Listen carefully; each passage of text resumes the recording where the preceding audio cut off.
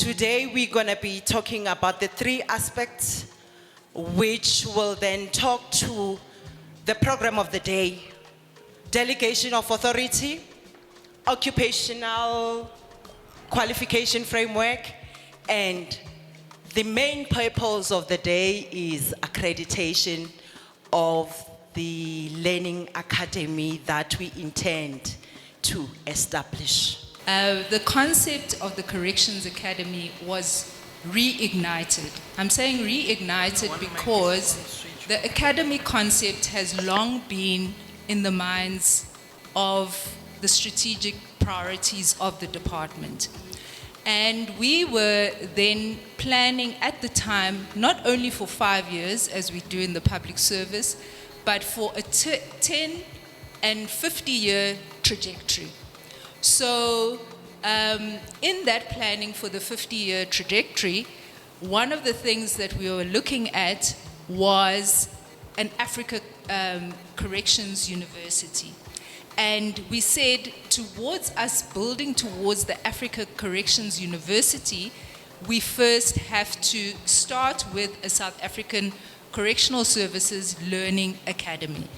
And at this stage, as the National Commissioner indicated, we do have our colleges, we have training centers, and we are already, I think any HRD component is already implementing aspects of an academy. So I agree with you on the silos. Avoid them up front. So the new business model must avoid the silos. Number two, avoid creating something that will require you to have concurrence from another department. Don't do it. It may not concur. It may take longer. I'm not saying it because Mabunda is now here. It may take longer. Don't do fundamental structural changes that will require concurrence on someone else, other than the minister and the commissioner. Don't do it, not now, because you may have a challenge. On money, money does matter. I'm sure if we ask the acting CFO or HR, I am 100% sure that there is money you are training money you are sending back.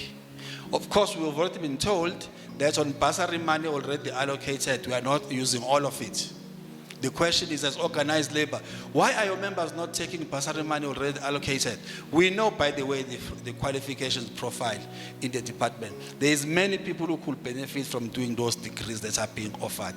Of course, the ecosystem, which is part of why you need an academy as a champion of ETD, they are the ones who must promote these things and then engage HR and everybody else they employ.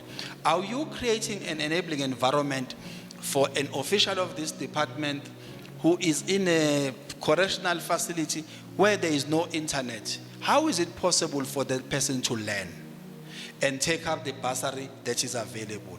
So you need a different mindset in terms of people in the academy who become champions of effective learning and development of staff, who must work as professionals, who must want to work in this environment, and maybe even their children to work here, not because of the way in which job reservation used to happen in the past. That's a first strategic shift, Commissioner, that you need to see in the next iteration of the submission, so that it is not business as usual. The courses you already are training that you have you looked at whether or not those can be combined, be matched according to the standard and become a qualification or a credit? That's the kind of intellectual work that people who work in the space need to do before bringing you a structure and a new building and everything else.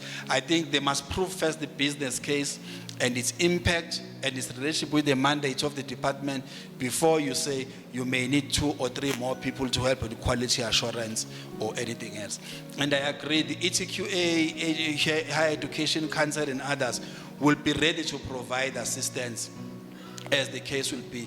Let that not be the first order of business, because it's hard to go through that route. Today we were hosting a roundtable discussion on the concept of a correctional services learning academy.